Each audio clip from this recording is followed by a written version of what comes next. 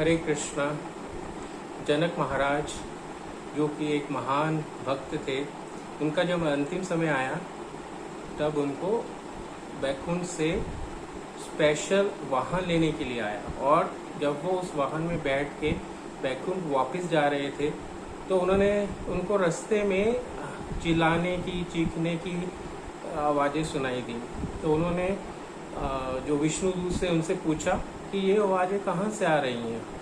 तो विष्णुदूतों ने कहा कि हम नर्क को क्रॉस करते हुए जा रहे हैं और ये आवाज़ें वहाँ से ही आ रही हैं। तो जनक महाराज ने उन विष्णुदूतों को बोला कि क्या आप मुझे नरक तक ले जाओगे। तो विष्णुदूत उनको नरक ले जाते हैं और जनक महाराज वहाँ आत्माओं को दुखी, मतलब उनको इतनी यातनाएं मिल रही थी ना, खतरनाक वाली यातनाएं, उनको देख के बहुत दुखी होते हैं।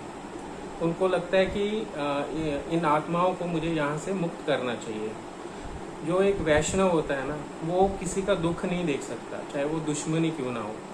तो उनके मन में यही फीलिंग आई कि मुझे इनको यहाँ से मुक्त करना चाहिए, और ये सोच के वो यमराज के पास जाते हैं। यमराज से पूछते हैं कि आप इन सबको इतनी यातनाएं क्यों दे रहे हो।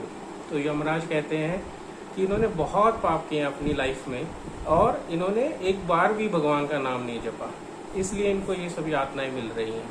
तो जनक महाराज उनसे पूछते हैं कि इनको कैसे, मैं इनको मुक्त कराना चाहता हूँ, तो मैं कैसे करा सकता हूँ इनको मुक्त। तो यमराज कहते हैं कि महाराज, मैं तो सेवक हूँ यहाँ पे, मेरे पास पावर्स नहीं है इनको मुक्त करने की। ये तो या तो सिर्फ ठाकुर जी अगर वो ऑर्डर कर दें तो मैं इमीडिएटली इनको मुक्त कर दूंगा, और या फिर आप जैसा शुद्ध भक्त अगर एक राम नाम का फल इनको दे दे तो ये इमीडिएटली मुक्त हो जाएंगे। तो जनक महाराज अपना एक राम नाम का फल उनको दे देते हैं, और फल देते ही वो जो नर्क है वो बिल्कुल खाली हो जाते हैं, सब आत्माएं मुक्त निकल आती है नर्क से।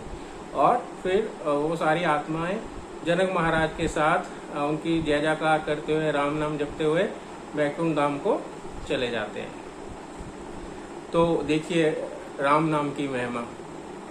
तो जो व्यक्ति भगवान की शरण में जाता है, नाम जप करता है, उसके लिए स्पेशल विमान आता है बैकुंठ से लेने के लिए, और वो व्यक्ति VIP की तरह सीधा डायरेक्ट फ्लाइट टू वैकुंठ रहती है उसकी, और रास्ते में ये सब नर्क स्वर्ग ये वो देखता हुआ टाटा बाय बाय करता हुआ जाता है। तो और जो व्यक्ति दूसरी तरफ भगवान का नाम नहीं जपता, उसका नर्क तो पक्का है। हम लोग बहुत सारे लोग होते हैं जो ये सोचते हैं कि भगवान के बारे में मुझे तो नहीं पता, पर इतना मुझे पता है कि मैं अगर अच्छे काम करूंगा तो मेरा जीवन सफल है, तो अगला जन्म मुझे स्वर्ग में मिलेगा। पर ऐसा नहीं है। आप जितने मर्जी अच्छे काम कर लीजिए, अगर आप भगवान के साथ जुड़े हुए नहीं हैं, भगवान को अगर सेंटर में रख के आपने अच्छे कर्म नहीं किए, तो उस अच्छे कर्म का फल जीरो रहता है। तो आप ऐसे जितने मर्जी अच्छे कर्म करते जाइए, वो बस 0 ऐड होती जाएगी, और अगर आप 0 को ऐड करेंगे तो एंड रिजल्ट 0 ही रहेगा। और अब इन जीरोओं की वैल्यू कैसे बढ़ेगी, जब इनके आगे 1 लगेगा, और वो 1 कैसे लगेगा, जब हम भगवान का नाम जप करेंगे। जिस दिन हमने भगवान का नाम जप शुरू कर दिया, उस दिन से ही आपके सारे अच्छे कर्मों के आगे 1 लग जाएगा, मतलब आपके सारे अच्छे कर्मों की वैल्यू बढ़ जाएगी। और ये भी कहा गया है, जो नाम जप करते हैं, जो भगवान की शरण में होते हैं भक्त, वो अपनी 21 पुश्तों को मुक्त करवा देते हैं। 7 पुश्तें दादा वाली साइड की, 7 पुश्तें नाना वाली साइड की, 7 पुश्तें इन लॉज की। और ये भी कहा गया है, जो अगर उनका कोई संग भी करता है ना, कोई व्यक्ति उन भक्तों का, वो भी मुक्त हो जाते हैं। भगवान गीता में ये भी कहते हैं, अनन्या चिंता यंतो माम ये जना प्रपस्यते तेषम नित्या अभियुक्तम योगाश्रयम वहान्यम।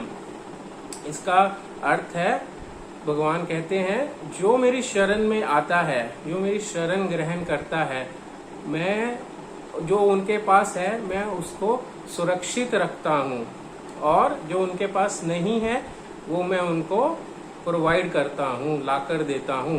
तो जो भगवान की शरण में होते हैं वो भक्त टेंशन फ्री होते हैं, उनको पता है भगवान है हमारी टेक केयर करने के लिए। वो ऑटोमेटिकली जो चीज़ हमें चाहिए होगी वो अपने आप भगवान प्रोवाइड करेंगे।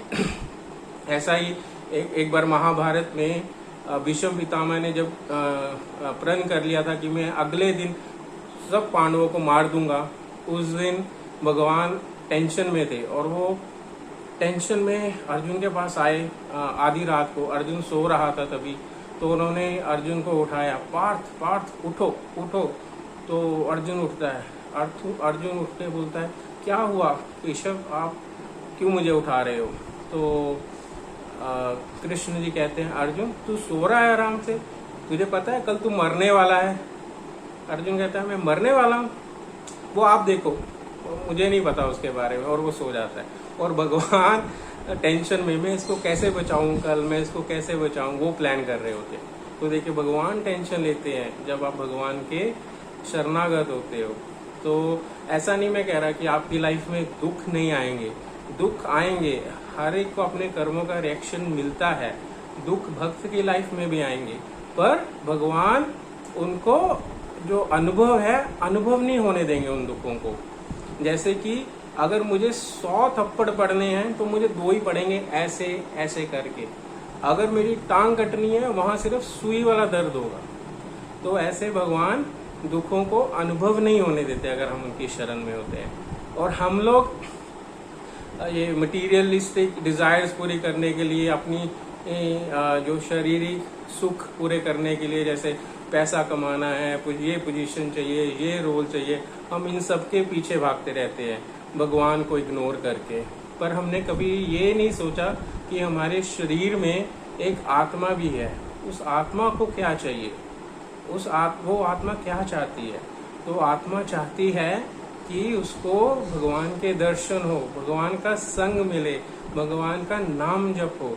जब आत्मा को ये सब मिलता है तो आत्मा ब्लिसफुल आनंद जो होता है उसको वो आनंद मिलता है। और जब उसको वो ब्लिस और वो आनंद मिलता है तब व्यक्ति को लगता है कि ये जो मैं मटेरियलिस्टिक थिंग्स के पीछे या शारीरिक सुखों के पीछे भाग रहा था, ये तो इस जो ये ब्लिस मिला है इसके सामने कुछ भी नहीं है। मैं ये ब्लिस तो इन चीजों में ढूंढ रहा था पर मैं गलत था। तो इसलिए हमें हरे कृष्णा महामंत्र का जप करना चाहिए। हरे कृष्णा महामंत्र का ही क्यों जप करना चाहिए? क्योंकि वो महामंत्र है, वो सब मंत्रों का राजा है। उस मंत्र में सब मंत्र समाये हुए हैं। हरे कृष्णा महामंत्र में सब मंत्र समाये हुए हैं। जैसे कि 1 लाख रुपया होता है, राइट, उसमें 10 रुपए भी कवर हो जाते हैं, 100 रुपए भी कवर हो जाते हैं, 1000 रुपए भी कवर हो जाते हैं। ऐसे ही इस महामंत्र में सब मंत्र कवर हो जाते हैं। ये सब पूर्ण और सब इच्छाएं पूरी करने वाला है। तो हरे कृष्णा महामंत्र का जप कीजिए और खुश रहिए। हरे कृष्णा।